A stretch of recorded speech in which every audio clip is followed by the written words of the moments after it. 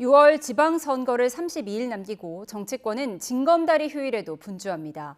여야 대표는 오늘 나란히 영남권을 공략하는데 조작기소 특검법과 단일화가 선거 변수로 떠오르고 있습니다. 국회 취재기자 연결합니다. 조은지 기자, 민주당 정청래 대표 오늘 동선이 아주 길다고요? 네, 어제 연휴 첫날 정청래 대표는 새벽 평택항을 시작으로 충남과 전북 전주를 잇따라 찍었는데요. 지금은 대전에 있습니다. 어린이날을 사흘 앞두고 대전 월드컵 경기장에서 열리는 축제 행사에 방문했습니다.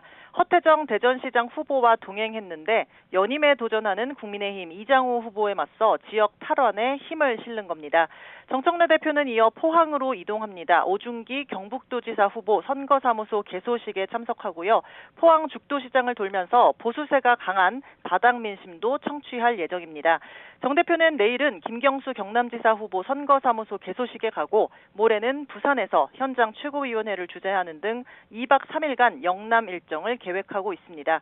선거가 가까워지면서 부울경 지역에서 동남풍이라는 단어로 표현되는 일종의 보수 결집 현상이 일어나고 있죠. 이를 선제적으로 차단하려는 행보로 풀이됩니다. 당내 최대 쟁점은 조작기소 특검법입니다. 이재명 대통령이 기소된 모든 사건을 공소 취소할 수 있는 내용을 담고 있고 특검 임명권도 대통령에게 있는 만큼 야권에서는 셀프 사면이라는 비판이 쏟아지고 있는데요.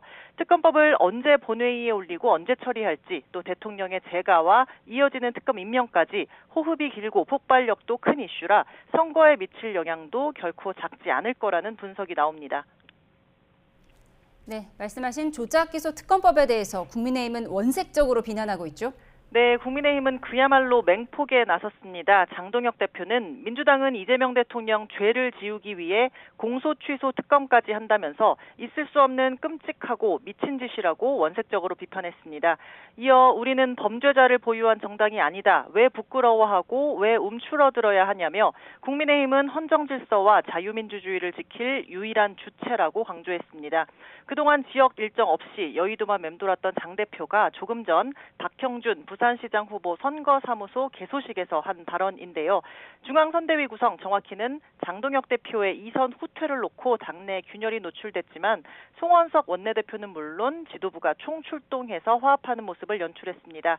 후보 행사에 처음 참석한 장동혁 대표는 부산 개소식 행사 이후 전통시장 방문 같은 별도 외부 일정은 소화하지 않을 걸로 전해졌고요. 내일 추경호 대구시장 후보 선거사무실 개소식도 가지만 역시 별도 외부 일정은 없다고 합니다.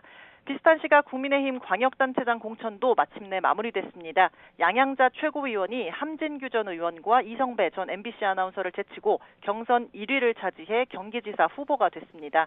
양양자 후보는 삼성전자의 고졸 여직원으로 입사해 상무까지 오른 입지전적인 인물로 민주당 소속으로 광주에서 21대 국회의원에 당선됐지만 이후 개혁신당을 거쳐 국민의힘에 입당했습니다.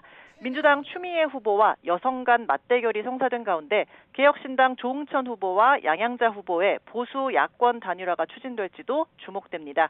국민의힘은 재보궐선거 공천도 더딘데요. 오늘 오후 5시 중앙당 윤리위를 열고 정진석 전 대통령 비서실장에 대한 복당 여부를 심사합니다.